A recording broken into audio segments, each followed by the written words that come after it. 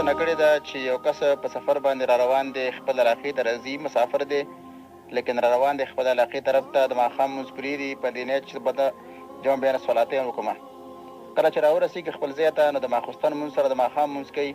آیا سنت به کوي که نه به کوي؟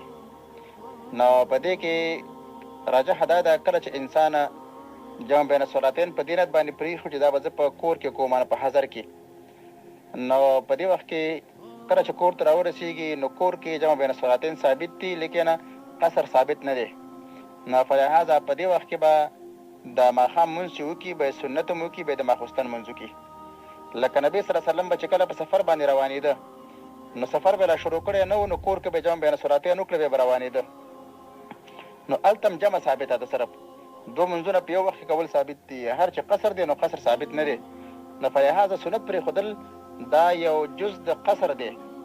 نو په حضر کې کله چې انسان په سفر باندې روانېږي یا سفر نه رسېدلی دی، جمع بین الصلاتین کولی شي، لیکن قصر به نه کوي. نو په لحاظه سنت به کوي.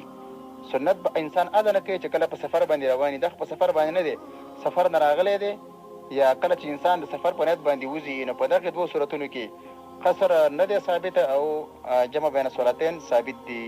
نو په لحاظه سنت به کوي. السلام علیکم ورحمة الله.